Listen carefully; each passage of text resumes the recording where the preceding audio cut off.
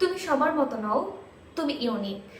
এই বাক্যটা আমাদের সমাজের খুব কম সংখ্যক মানুষই আছেন যারা আসলে বাচ্চারা যারা বুঝতে শেখে বা যারা বড় হচ্ছে, টিনেজার বা হচ্ছে যারা আপনার হচ্ছে খুব বলে না যে বাড়ন্ত সময়, এই সময়টাতে এই বাক্যটা খুব কম সংখ্যক মানুষই আছেন যারা বলে তাদেরকে তাদের ক্যারিয়ার, ভালো ক্যারিয়ার তৈরি করার জন্য যে একটা মোটিভেট করা বা তাকে সাহস যোগানো, এই বিষয়টা করে থাকেন। বরং আমাদের সমাজের সব বেশিরভাগ মানুষই, যেটা আমাদের ক্ষেত্রেও হয়েছে এবং এখনো হচ্ছে, প্রতিনিয়তই হচ্ছে যে তুমি ওর মতো হও, তুমি এমন কেন, তুমি একটু ফলো করতে পারো তাকে, বা অমুককে একটু ফলো করতে পারো, এই ধরনের ব্যাপারগুলো হয়েই আছে, মানে একদম হচ্ছে। তো এই বিষয়গুলো থেকে আমরা একটা জিনিস বুঝতে পারি যে আমরা কিন্তু ইউনিক, কারণ আমরা প্রত্যেকেই একটা সুন্দর ট্যালেন্ট নিয়ে জন্মগ্রহণ করি। আল্লাহ তাআলা আমাদের প্রত্যেককে একটা সুন্দর প্রতিভা দিয়ে হচ্ছে আমাদেরকে দুনিয়াতে পাঠান, নিশ্চয়ই আমাদের বুদ্ধিমত্তা, আমাদের বিবেক বিবেচনা এগুলোকে কাজে লাগানোর জন্য।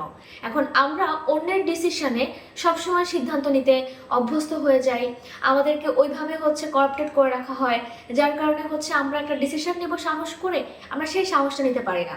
তার কারণ হচ্ছে যে যদি কোনো কিছু একটা হয়ে যায়, মনের মধ্যে সারাক্ষণ একটা দোটানায় ভুগতে থাকি যে আমি যদি একা একা সিদ্ধান্ত নেই, তাতে যদি আমার প্যারেন্টস বা আমার গার্ডিয়ানরা যদি আমাকে হচ্ছে গিল্টি ফিল করায় বা আমাকে যদি দোষারোপ করে। আরে ভাই, তোমাকে বুঝতে হবে যে তুমি সিদ্ধান্ত নিতে নিতে ভুল করে তুমি শিখবে।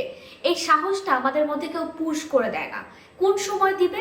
যখন আপনি আপনার গ্র্যাজুয়েশন কমপ্লিট করে ফেলবেন, আপনি হচ্ছে বিয়ে শাদী করবেন, তখন গিয়ে আপনাকে কিন্তু খুব সিদ্ধান্ত চাপিয়ে দেওয়ার মতো একটা পর্যায়ে আপনাকে তৈরি করে দিবে। আর ছেলেদের ক্ষেত্রে তো খুব বেশি। আপনি হচ্ছে বিয়ে করলেন, আপনার লাইফে ওয়াইফ আসলো বা আপনার ছেলে সন্তান হলো, আপনার ফ্যামিলি হলো, তখন তো আপনাকে অবশ্যই একদম মানে মাথায় এভাবেই নিবে যে আপনি বিয়ে করছেন, সমস্ত জীবনের সফলতা ব্যর্থতা সবকিছু আপনার একার দায়ভার, সেই ক্ষেত্রে পরিবারের কোনো ভূমিকা নাই। বাট এইটুকু তারা ফিল করতে পারে না যে একটা ছেলের কমফোর্ট জোন তার ফ্যামিলি, বা একটা ছেলের বিয়ের পর তার লাইফের অনেক ডিসিশন সে নিবে, ঠিক আছে, কিন্তু সেখানে যে তার ওয়াইফ তাকে হেল্প করতে পারে, এই বিষয়গুলো কিন্তু মেনে নিতে পারে না। আবার ধরুন একটা মেয়ে, সে হচ্ছে গ্র্যাজুয়েশন কমপ্লিট করলো, তার বিয়ে শাদী হলো, সে কিন্তু একা সিদ্ধান্ত নিতে পারবে না। সে না পারে তার বাবার বাড়িতে একা কোনো সিদ্ধান্ত সাহস করে নিতে, না সে পারে শ্বশুর বাড়িতে নিতে। হ্যাঁ, খুব কম সংখ্যক মেয়েরা আছেন যারা হচ্ছে হাজবেন্ডের খুব সাপোর্টটা পান, যে কোনো একটা সিদ্ধান্ত নিতে গেলে তাকে দোটানায় ভুগতে হয় না যে আমার হাজবেন্ড কি মনে করবে বা সে আদৌ রাজি হবে কিনা, কারণ সে কমফোর্ট জোনটা হয়তো তার হাজবেন্ড তাকে দিয়ে থাকে। কিন্তু আমরা কি সবাই সেটা পাই? একেবারেই না। তো এই জিনিসটা এই জন্য আজকে বলা যে তুমি সবার মতো না, তুমি ইউনিক। আমি আবারও রিপিট করলাম, তার কারণ হচ্ছে আমাদের প্রত্যেকের ভিতরের মানে জানা, ভাবনা, চিন্তা বা কথা বলা বা আমাদের চিন্তা জগৎ সবকিছু কিন্তু ডিফারেন্ট। সো আমাদেরকে ভাবতে হবে আমাদের মতো করে। আমরা অন্যের মতো করে যদি ভাবতে যাই বা অন্যের মতো করে যদি সিদ্ধান্ত নিতে যাই, তাহলে আমরা লাইফে কিছু করতে পারবো না। সো এটা ট্রু, এটা একদম ইউনিভার্সাল ট্রুথ যে আমাদের সত্যি কারোর সিদ্ধান্তে ভর করে চলা উচিত না। তো আমি জাস্ট আজকে একটা কথা বলবো যে অন্যকে ফলো করলে কি হয়। একটা ছোট উদাহরণ দিব। আমি তখন ক্লাস 5-এ পড়ি। সো 5-এ পড়া মানে আমি সবকিছুই ভালো বুঝতে পারছি, এটা তো একটা স্বাভাবিক।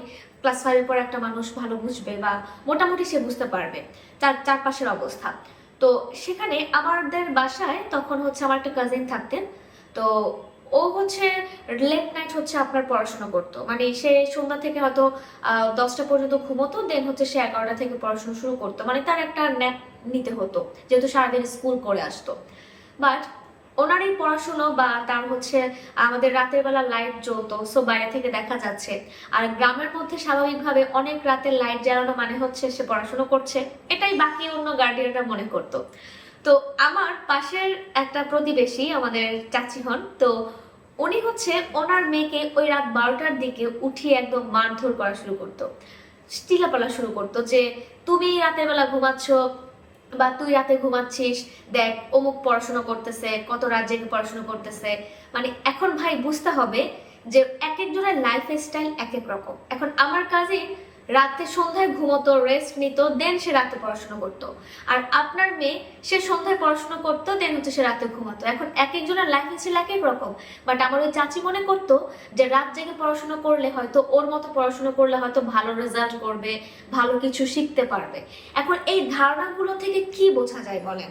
যে অন্যকে ফলো করে নিজের সন্তানের প্রতি হচ্ছে সে মারধর করছে, বা একটা সুন্দর পরিবেশটাকে সে নষ্ট করছে, বা তার প্রতি তার সন্তানকে রাগান্বিত করছে, বা একটা বলে না যে বিরূপ ডিস্টার্ব ফিল করাচ্ছে। তো এইগুলো কি ঠিক? আমি জাস্ট এইটুকু উদাহরণ এই জন্যই দিলাম যে কাউকে ফলো করে জীবনে কিছু হওয়া যায় না। সো তোমাকে সবসময় মানতে হবে যে তুমি সেরা, তুমি সবচেয়ে ডিফারেন্ট একটা মানুষ। তোমার মধ্য থেকেই পৃথিবী খুঁজে নেবে সুন্দর কিছু, সুন্দর কোনো গোছানো কিছু, সেটাই সে খুঁজে নেবে। তুমি তাকে সেটা দাও, তুমি সুন্দরভাবে পৃথিবীকে সেটা দিতে থাকো, যে তোমার মধ্যে যে ট্যালেন্ট সেটাকে তুমি কাজে লাগিয়ে তুমি ভালো কিছু করো। কিন্তু অন্যকে ফলো করতে গেলে তুমি সেই ট্যালেন্টটাকে কখনো কাজে লাগাতে পারবে না, বা তোমার মধ্যে থেকে কোনো ক্রিয়েটিভ কিছু আসবে না। তো এই জন্যই বললাম যে আমরা প্রত্যেক ব্যক্তি হচ্ছে আমাদের দিক থেকে আমরা সেরা, আমরা ইউনিক। আমাদের ভাবনাগুলো, আমাদের কথা বলা, আমাদের রুচিবোধ সবকিছু ইউনিক। সো আমাদের সেই জায়গা থেকে অবশ্যই উচিত যে সর্বদা প্রত্যেকটা বাচ্চাকে, যারা বড় হচ্ছে টিনেজার থেকে শুরু করে, প্রত্যেককে আমাদের উচিত এই সেন্টেন্সটা বলে তাদেরকে সাহস দেওয়া যে তুমি ইউনিক, তুমি সেরা, তুমি সবার থেকে সেরা। এখানে এটা বলা উচিত না যে তুমি তাকে ফলো করো, তুমি ওকে ফলো করো, তুমি ওর মতো হও, তুমি তোমার এই কাজিনের মতো হও, এই ধরনের কথা না বলে তাকে তার মতো করে এগিয়ে নিতে আমাদেরকে সহযোগিতা করা, তাকে মোটিভেট করা। সো আমি আসলে নবীন ছাত্রছাত্রীদের জন্য বলেন, বা যারা আমরা হচ্ছে একটা সুন্দর জীবনযাপন করছি, বা যারা আমরা এই ধরনের কথার পরিবেশের সম্মুখীন হচ্ছি, আমি তাদের জন্য বলছি প্লিজ এই কাজগুলো করবেন না, বরং আপনারা তাদেরকে পজিটিভ থিঙ্কিংটা ভিতরে পুশ করেন, যাতে করে সে পরবর্তীতে তার পরের নেক্সট জেনারেশনকেও সে সুন্দরভাবে গাইড করতে পারবে। একটা মিস গাইড কিন্তু অনেক ধরনের আপনার সন্তানকে হচ্ছে অন্যদিকে নিয়ে যেতে পারে, বা একটা মিসগাইড হচ্ছে আপনার সন্তানকে আপনার থেকে দূরে সরিয়ে দিতে পারে। সো এই এখনকার বর্তমানে জেনারেশনের সাথে আপনাকে চিন্তা করতে হবে, তাল মিলাতে হবে। এখন আপনি যদি আপনার জেনারেশনের সাথে চিন্তা করে এখনকার বাচ্চাদের ক্ষেত্রে ফার্স্ট চিন্তা না করে সেই ধরনের চিন্তা ভাবনা করেন, তাহলে কখনোই আপনি সেটা সাথে ম্যাচ করতে পারবেন না। সো আপনাকেও তাই করতে হতে হবে যেটা সে চাচ্ছে, তাকে তার মতো করে বন্ধুর মতো ব্যালেন্স করতে হবে। তো এই জায়গা থেকে আমি বলবো সবার চিন্তা ভাবনা হোক পজিটিভ, হোক সুন্দর, এই আর কি। সো সবাই ভালো থাকবেন। আশা করি আমার কথাগুলো সবাই বুঝতে পারছেন যে আমি কি বোঝাতে চাচ্ছি। হয়তো অনেক কিছু হয়তো অনেকভাবে বোঝাতে চেয়েও অনেক সময় দেখা যায় বোঝাতে পারি না। তো সেটার জন্য অবশ্যই আপনারা চেষ্টা করবেন ফলো আপে থাকার, কারণ প্রত্যেক দিনই হচ্ছে আমি নতুন কোনো টপিক নিয়ে কথা বলবো। সো আশা করি এই টপিকগুলো আপনাদের জন্য খুবই হেল্পফুল হবে। সো ভালো থাকবেন, ধন্যবাদ।